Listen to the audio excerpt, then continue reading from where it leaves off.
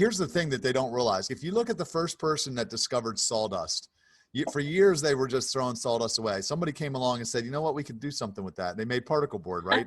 Made a fortune. I look at the older singles as sawdust in the church because they're sitting there. The church doesn't know what to do with them. But listen, you could mobilize them and they would be an army to go out and evangelize the world if you knew how to do it. I totally agree. We go to where the fish are and we bring them back. The church don't want to go there. If you're coupled up, you don't want to go to the bar. But guess what? I'm a single Christian. I'd like to go to the bar, especially if there was a reason, a purpose behind it. Send me, I'll go. Just surround me with some other Christians to hold me accountable so I don't get sucked in. Oh, that's awesome. I love it. Yeah. Yeah. And the only thing that I think the church has been able to figure out how to do, and it's not nobody's fault, is like those singles groups.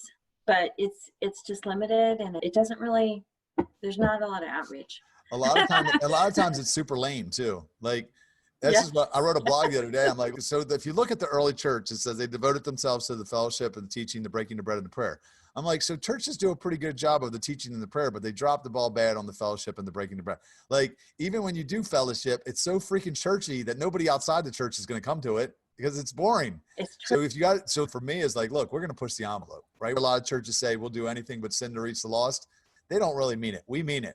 We're going to do anything but sin, right? We're going to go right up to we're going to go up to the line, right up to the line. Wow. We're not going to cross it, but we're going to go up to it. And then guess what happens when you go up to the line? You meet people where they are, because all they have to do is take one step and now they're in your world, versus trying to get them to take just 20. Really turn around. Yeah. The church tries to get people to take 20 steps. Come over here, live like us, be bored and lonely all the time. And it's not attractive.